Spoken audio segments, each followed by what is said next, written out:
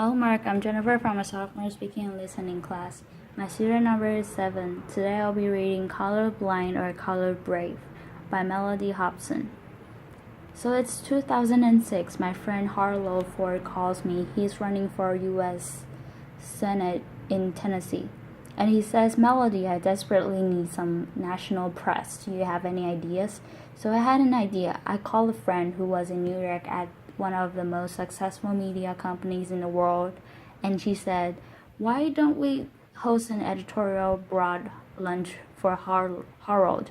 You come with him? Harold and I arrive in New York. We are in our best suits. We look like shiny new pennies.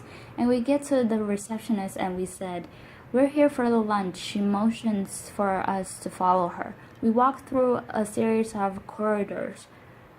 And all of a sudden, we find ourselves in a stark room, at which point she looks at us and she says, Where are your uniforms? Just as this happens, my friend rushes in. The blood drains from her face. There are literally no words, right? And I look at her and I say, now, don't you think we need more than one black person in the U.S. Senate? Now, Harold and I applause. We still laugh about the story, and in many ways, the moment caught me off guard. But deep down inside, I actually wasn't surprised. And I wasn't surprised because of something my mother taught me about 30 years before. You see, my mother was ruthlessly realistic.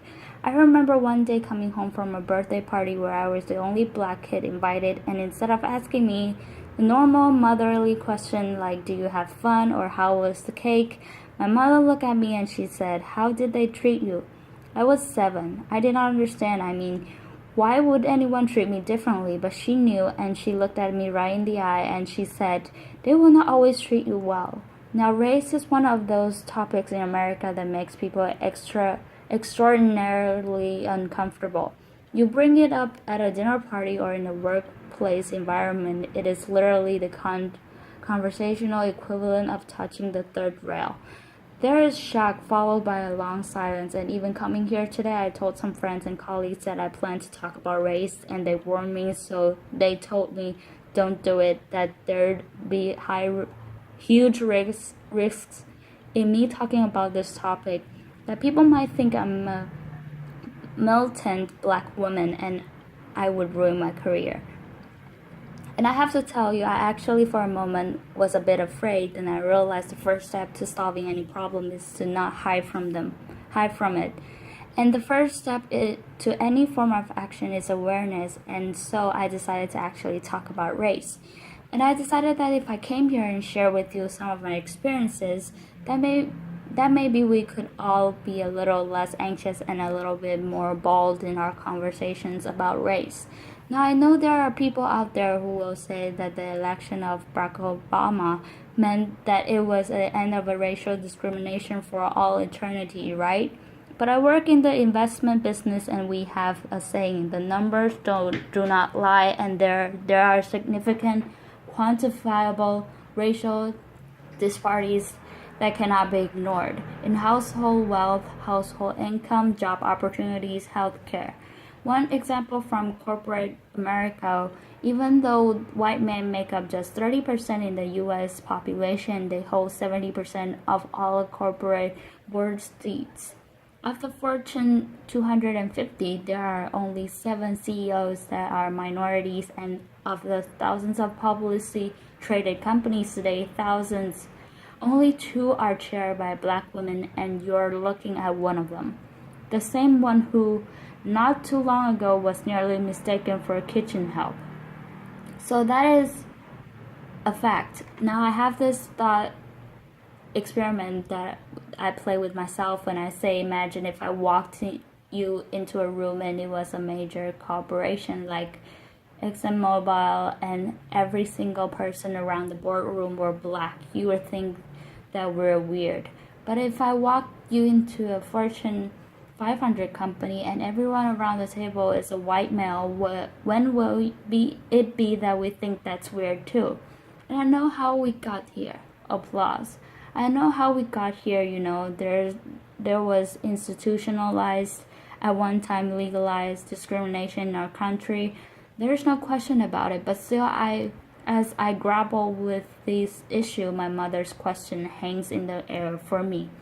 How did they treat you? Now, I do not raise this issue to complain or in any way to elicit any kind of sympathy. I have succeeded in my life beyond my wildest expectations, and I have been treated well by people of all races more often than I have not. I tell the uniform story because it happened. I cite those statistics around corporate diversity because they are real. And I stand here today talking about this issue of racial discrimination because I believe it threatens to rob another generation of all the opportunities that all of us want for all of our children, no matter what their color or where they come from. And I think it also threatens to hold back business. You see, researchers have coined this term color blindness to describe a learned behavior where we pretend that we don't notice race. If you happen to be surrounded by a bunch of people who look like you, that's purely accidental. Now, color blindness, in my view, doesn't mean that there's no racial discrimination and there's fairness. It doesn't mean that at all. It doesn't ensure it. In my view, color blindness is very dangerous because it means we're ignoring the problem. There was a corporate study that said that instead of avoiding race, the really smart corporations actually deal with it head on. They actually recognize that embracing diversity means recognizing all races, including the majority one. But I'll be the first one to tell you this subject matter can be hard, awkward, uncomfortable, but that's kind of the point. In the spirit of debunking racial stereotypes, the one that black people don't like to swim, I'm going to tell you how much I love to swim. I love to swim so much that as an adult I swim with a coach, and one day my coach had me do a drill where I had to swim to one end of a 25-meter pool without taking a breath, and every single time I failed I had to start over, and I failed a lot. By the end I got it, but when I got out of the pool I was exasperated and tired and annoyed, and I said, "Why are we doing breath holding exercises?" And my coach looked at me and he said, "Mellody, that was not a breath holding exercise. That drill was to make you comfortable being uncomfortable, because that's how most of us spend our days. If we can learn to deal with our discomfort and just relax into it, we'll have a better life." So I think it's time for us to be comfortable with the uncomfortable conversation about race. Black, white, Asian, Hispanic, male, female, all of us. If we truly believe in equal rights and equal opportunity in America, I think we have to have real conversations about this issue. We cannot afford to be colorblind. We have to be color brave. We have to be willing as teachers and parents and entrepreneurs and scientists. We have to be willing to have proactive conversations about race with honesty and understanding and courage. Not because it's the right thing to do, but because it's the smart thing to do, because our businesses and our products and our science, our research, all of that will be better with greater diversity. Now, my favorite example of color bravery is a guy named John Skipper. He runs ESPN. He's a North Carolina native, quintessential Southern gentleman. White, he joined ESPN, which already had a culture of inclusion and diversity, but he took it up a notch. He demanded that every open position have a diverse slate of candidates. Now he says the senior people in the beginning bristled, and they would come to him and say, "Do you want me to hire the minority, or do you want me to hire the best person for the job?" And Skipper says his answer were always the same: yes. And by saying yes to diversity, I honestly believe that ESPN is the most valuable cable franchise in the world. I think that's a part of the secret sauce. Now I can tell you, in my own industry, at Aerial Investments, we actually view our diversity as a competitive advantage, and that advantage can extend way beyond business. There's a guy named Scott Page at the University of Michigan. He is the first person to develop a mathematical calculation for diversity. He says if you are trying to solve a really hard problem, that you should have a diverse group of people, including those with diverse intellects. The example that gives is a smallpox epidemic. When it was ravaging Europe, they brought together all these scientists and they were stumped. And the beginnings of the cure to the disease came from the most unlikely source, a dairy farmer who noticed that the milkmaids were not getting smallpox, and the smallpox vaccination is bovine-based because of that dairy farmer. Now, I'm sure you're sitting here and you're saying, I don't run a cable company, I don't run an investment firm, I'm not a dairy farmer, what can I do? And I'm telling you, you can be color brave. If you're part of a hiring process or admissions process, you can be color brave. If you're trying to solve a really hard problem, you can speak up and be color brave. Now, I know people will say, but that doesn't add up to a lot. But I'm actually asking you to do something really simple. Observe your environment at work, at school, at home.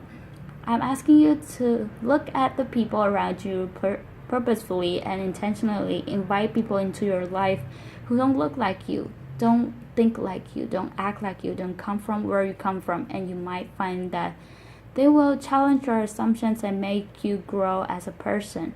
You might get powerful new insights from the individuals, or like my husband who happens to be white, you might learn that black people, men, women, children, we use body lotion every single day. Now, I also think that this is very important so that the next generation really understands that this progress will help them, because they're expecting us to be great role models. Now, I told you my mother, she was ruthlessly realistic. She was an unbelievable role model. She was the kind of person who got to be the way she was because she was a single mom with 6 kids in Chicago. She was in the real estate business where she worked extraordinarily hard, but oftentimes had a hard time making ends meet. And that meant sometimes we got our phone disconnected, or our lights turned off, or we got evicted. When we got evicted, sometimes we lived in these small apartments that she owned, sometimes in only 1 or 2 rooms because they weren't completed. And we would heat our bathwater on hot plates. But she never gave up hope ever, and she never allowed us to give up hope either. This brutal pragmatism that she had, I was for it, and she told me, Mommy is Santa. Laughter. She was this brutal pragmatism. She taught me so many lessons, but the most important lesson was that every single day she told me, Mellody, you can be anything. And because of those words, I would wake up at the crack of dawn, and because of those words, I would love school more than anything. And because of those words, when I was on a bus going to school, I dreamed the biggest dreams. And it's because of those words that I stand here right now, full of passion, asking you to be brave for the kids who are dreaming those dreams today. Applause. You see, I want them to look at a CEO on television and say, I can be like her, or he looks like me. And I want them to know that anything is possible, that they can achieve the highest level that they've ever imagined, that they will be welcome in any corporate boardroom, or they can lead any company. You see, the ideas of being the land of the free and the home of the brave is woven into the fabric of America. America, when we have a challenge, we take it head on. We don't shrink away from it. We take a stand. We show courage. So right now, what I'm asking you to do, I'm asking you to show courage. I'm asking you to be bold. As business leaders, I'm asking you not to leave anything on the table. As citizens, I'm asking you not to leave any child behind. I'm asking you not to be colorblind, but to be color brave, so that every child knows that the future matters and their dreams are possible. Thank you. Applause. Thank you. Thanks. Applause.